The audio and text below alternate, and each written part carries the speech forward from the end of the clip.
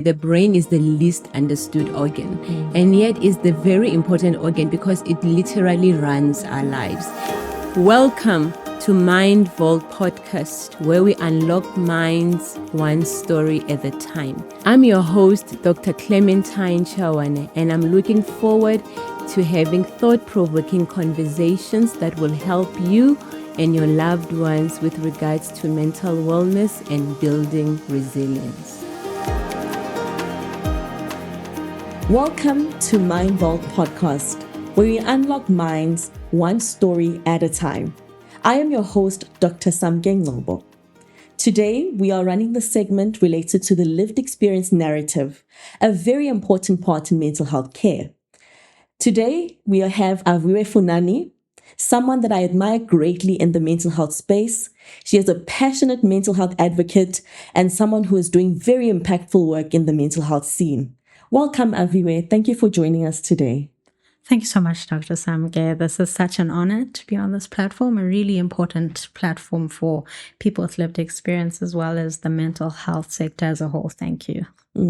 And before we get into the details of your lived experience with mental illness or anything of that sort, you're somebody that's doing very impactful work in mental health advocacy with the focal point in the youth. So can you tell us more about that? Yeah, it's, I really feel like I'm living my dream. I am the Senior Policy Officer for Children and Youth Mental Health at United for Global Mental Health. We're a global mental health policy and advocacy organization. We focus on advocating for increasing financing for mental health, removing stigma, deinstitutionalizing of mental health services, and then also focusing on areas such as climate and TB and mental health. So that is the scope of the organization that I work for. And as you said, I lead on the youth aspect in terms of prevention and promotion for young people. And one of the things that stands out for me is that ever since I've met you, your work has been involved with mental health advocacy, whichever organization you've been with. Yeah. So I need to go back and understand why is your focus on this particular space. So I can't help but ask about your lived experience story, because clearly something is influencing your work choices. So can you tell us about your lived experience related to mental health? Yeah, I'm really honored to be in the path that I am in terms of my career. I really feel like mental health work found me as a way to actually help me deal with self-stigma, because I was diagnosed with mental health illness, depression in 2012. And at the time, it was actually a misdiagnosis. So I was diagnosed with depression and put on antidepressants, and yet the actual diagnosis is bipolar mental health illness. And so, being put on the wrong medication, having the after effects of that, and like just the trauma of dealing with the wrong medication, but also the stigma. I had never met someone my age, Black, Christian, or like the spiritual background that actually spoke about being diagnosed with a mental health condition. So I really feel like my journey of working in the mental health sector has helped me learn so much and has helped me deal with like internalized stigma, but actually also helped me to be a representative for other people. And I think that's the one thing that really drives me, is knowing that when I was first diagnosed, I didn't have any representation. And so every morning I'm really inspired to do the work that I do because representation really matters. Absolutely, Aviwe. And one of the greatest challenges when it relates to stigma is the self-stigma. Oh, yeah. There's so many aspects. There's cultural stigma, social stigma, religious stigma. But I always say that the greatest stigma to overcome relates to self-stigma. How did you get to a point of being able to speak to the world if ever opportunity arises to share your journey without the shame? How did you get to a point of acceptance? Well, you're part of the story in some way. You're part of the story in a way.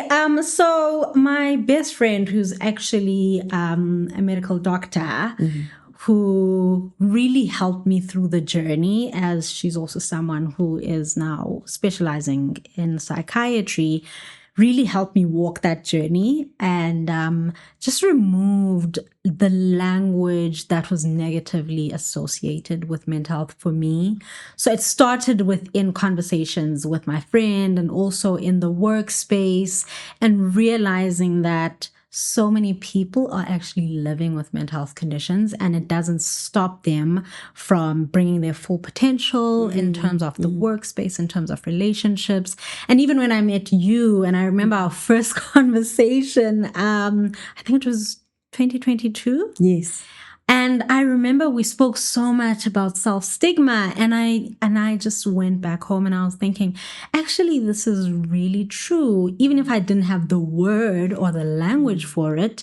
But the fact that like you threw that word, and I was like, that's exactly what I've been unlearning. And now that I know what it is, I can actually be very intentional about it. So community, conversations, and then also just being in the space that I'm in terms of work. And I believe that when you shine a light on shame, it goes away. Oh, definitely. Brené Brown talks about it quite often. Definitely. That somehow living with mental illness, it teaches you to know, believe that you must be in some corner and be ashamed of it, even though it's something you haven't caused for yourself. Oh, yeah. And I believe that it's such conversations that help with us overcoming this issue. What do you think has been the lowest point related to your illness? Well, before being diagnosed, because I didn't know what was wrong with me, all I knew is I just lost a sense of like living and purpose, and also isolation from the world, and, you know, dealing with eating conditions. And at the time, like I said, I didn't have a language for it. I didn't have the right diagnosis. So that for me was like rock bottom, but rock bottom without being able to say what exactly am I going through, which was very difficult because I think there came like self-judgment with it. I was in university, and it was just like, I've still got to show up to my lectures. I've still got to write tests. But I was not in the right frame of mind, and emotionally I was not okay, but I didn't have the language for it. And, you know, when you walk this journey of self-stigma and overcoming it, there's other aspects, and we know that stigma is still very rife currently. When you were first diagnosed, how was it for you to actually hear that what you're going through has a name? It was interesting because like I said, I'd never actually met someone who had that diagnosis of depression. So I was like, what do they mean? Like, this is also like foreign, and I couldn't actually say, what does depression look like?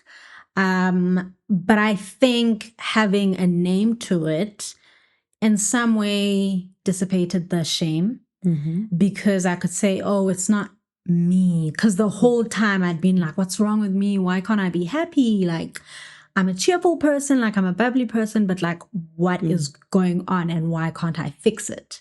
So just having that of like, oh, actually, just as there's physical health, there's mental health. So that for me like sparked a light. And it did something in terms of just like changing my conditioning to be able to say, actually, nothing is wrong with you as a person. But it's like, if you have a cold, absolutely, it's the cold. You don't sit there saying, oh, I'm so bad for having this cold. Why didn't I do this? Why didn't I do that? Whereas that's how I felt. And then when the name was like, it's depression, it's a health condition, I was like, oh, okay, so nothing is wrong with me as a person, you know? So that self-blame and guilt really went away. And I remember when you were narrating that you initially were diagnosed with depression. Later on, it became bipolar disorder. Yes. And that on its own carries a very heavy weight of, you know, judgment and stigma related to it. How does it manifest for somebody that reads on the internet versus the lived reality? How do your symptoms manifest? Wow. And I'm so glad that you brought up the internet bit, because Gosh, we're at a place in time where, yes, we're talking more about mental health, but you also are finding how a lot of people are self-diagnosing. Absolutely, which is a danger. Which is a danger on social media, and and I think bipolar is one of the most stigmatized mental health conditions, because if someone was happy this morning and not feeling happy this afternoon, they'll be like, "Oh, I'm feeling so bipolar." And for someone with bipolar, it's like, actually, that is not my reality. You know what I mean? And so there are two types of bipolar. So there's type 1, type 2 bipolar. And the one has symptoms which we call a more hyper or manic states. And then there's the other which has more long periods of time in terms of depression. So the secondary one is the diagnosis that I have, which can, show up as extended periods of being extremely depressed and not being able to come out of that depressive state. So again, that's why I'm always like, I want to educate people when they say, "Oh, I'm so bipolar." I'm like, actually, that's not how bipolar is. And even when you tell people you have a diagnosis of bipolar, the expectation is that, like, "Oh, you're a moody person, you're inconsistent." And it's like, that's not my reality. Or you don't finish things. You don't finish things, like you're here and there, like it's sometimes when I tell people, they'll be like, "Oh, but you don't seem like someone who has bipolar," like, and I'm just like, well, bipolar shows up in different ways. And then also, we have treatment as people living with mental health illnesses. Like, just like everyone else, I'm on treatment. I see a psychiatrist, I see a psychologist. And also, even in terms of my holistic health, every time I'm in a health space, it's important that I bring up, like, I am someone with lived experience. So it's really being able to know yourself, and also what works for one person with a same diagnosis might not work for the other person. So we can't just blanket Absolutely our different conditions and just say, this is the symptom, this is the treatment, this is what works. It's not like that. And you've just touched on points that help you remain well: psychologist, psychiatrist. Yeah. Can you share your mental health toolkit with us? Oh, yes, I love that.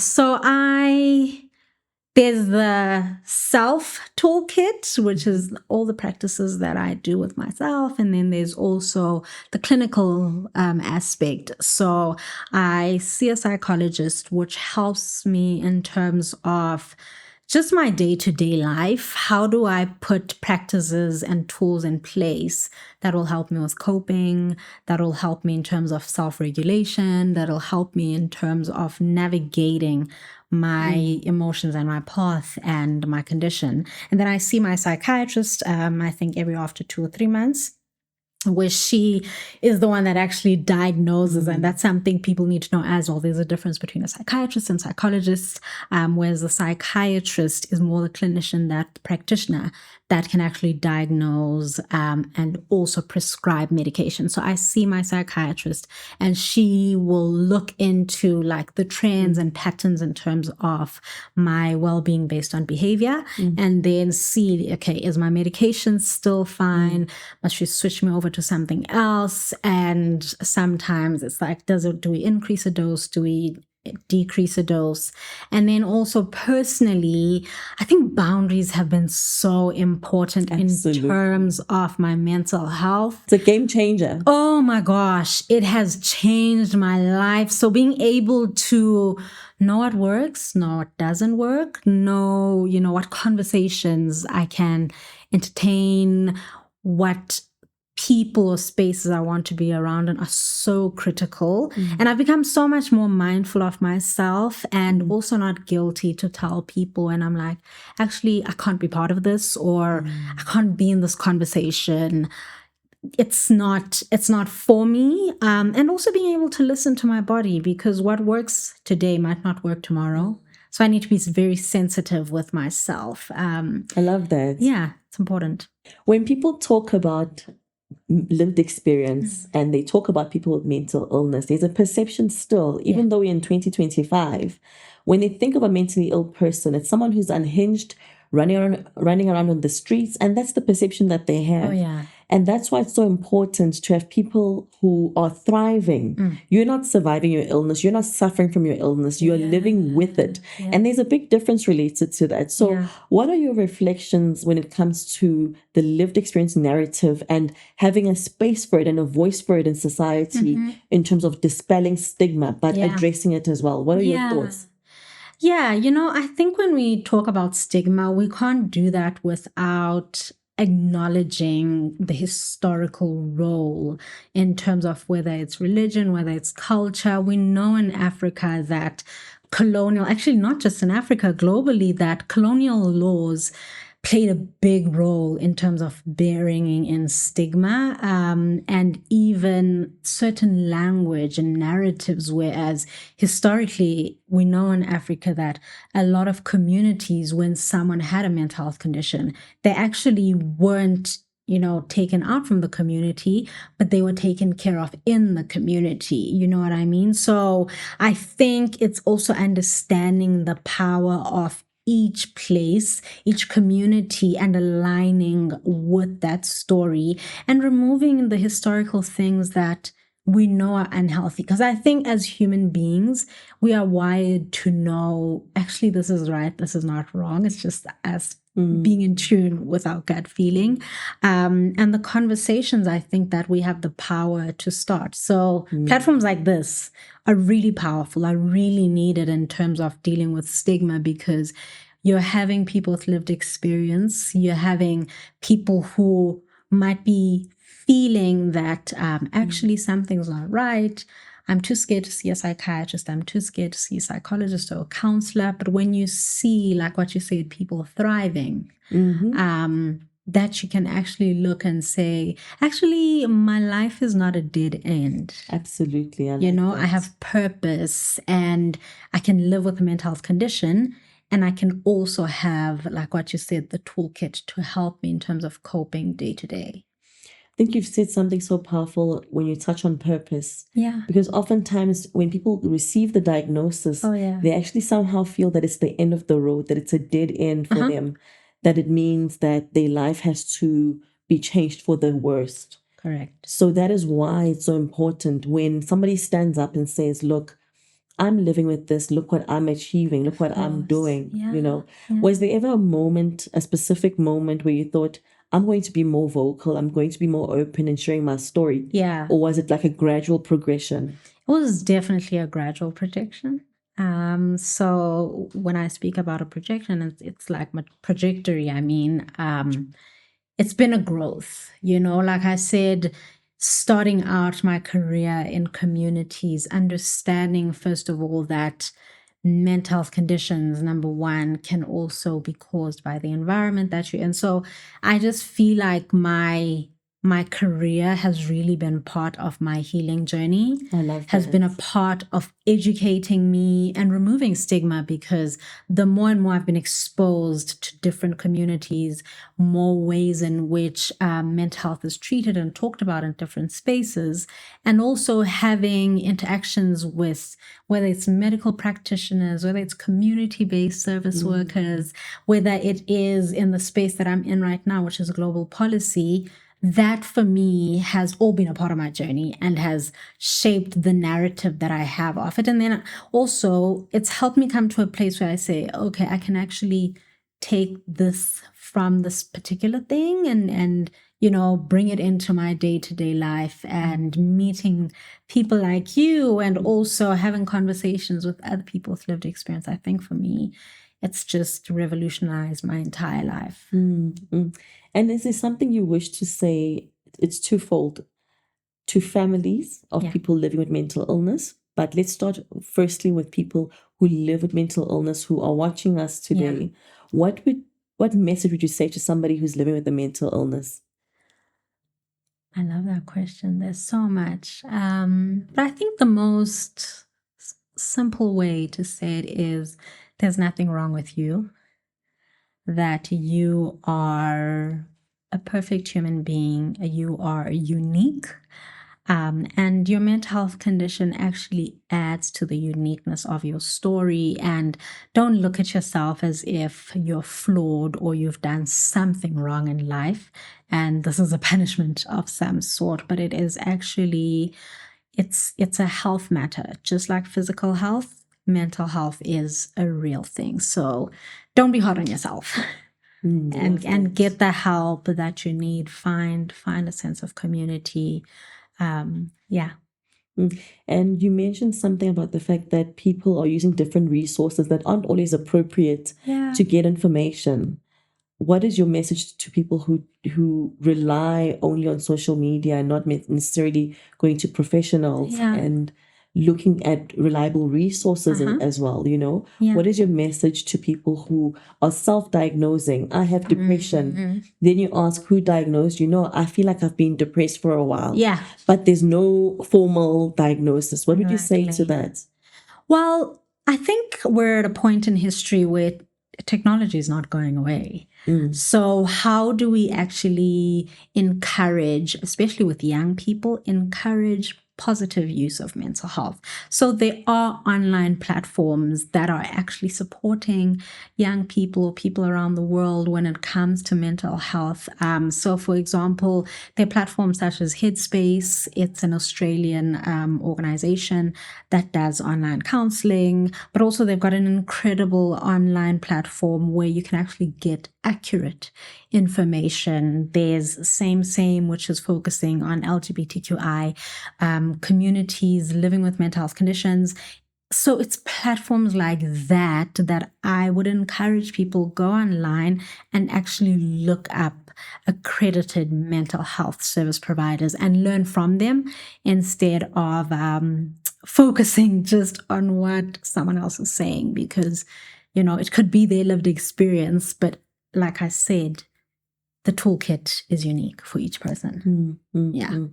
And then to family members who are struggling with their loved ones and they don't know how to approach it, what would your words or sentiments be?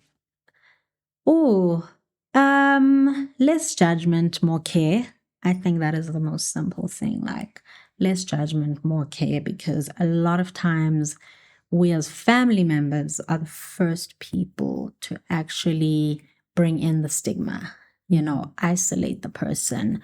Oh, we can't trust this person with a particular responsibility because they're not well, or, well, this person will probably never get married, or this person won't have friends because they fall into a particular bracket, or no, they have to stay at home. They can't be out in public. So with families, show more empathy, show more care, and also have conversations with the person with the lived experience, because don't talk at us, talk with us. I love that. Yeah. And it's very critical that we do have platforms that enable the voice of people living with it, because who knows the illness better than the person who is navigating it? And the speaking at versus speaking with. That is problematic. And one of the things that I found to stand out in terms of the management of mental illness is that when people talk about this topic related to mental illness, the voice of the lived experience is almost like the lost one. If at all, it doesn't feature. And people with lived experience deserve a seat at the table in these conversations, and not to just have things prescribed to them or suggested to them. Definitely. And I think more than a seat at the table, I think they need to be at the head of the table. I love that. Even the positioning in the room. Oh yeah, definitely. I always say, like, when it comes to mental health, people with lived experience should be at the core of whatever program design, policy design, community campaigns. You can't do any of those things without actually giving up space. Because I think we try so hard to say, oh, but we worked with someone with lived experience. I'm like, no, don't work with someone with lived experience. Give up space. Sure. That is profound, Aviwe. for them to actually lead the conversation, because they know what works, they know what's real, they know what terms are stigmatizing and not stigmatizing. So don't just work with people with lived experience. Actually be humble enough to give up space for people with lived experience to lead the conversation. I believe that that's a beautiful way to wrap up our conversation. It's actually challenged my own thinking in a way to say not only a seat at the table, but the position even in the table. We need to be at the head of the table. That's everything. Aviwe, your time is precious. You're a very busy young lady. I'm glad we even caught you to be available to us. Oh, yeah. It was a very valuable conversation. Thank you. And I know it will be impactful and life-changing. Thank you. And I just want to thank our audience for joining us on our first lived experience episode.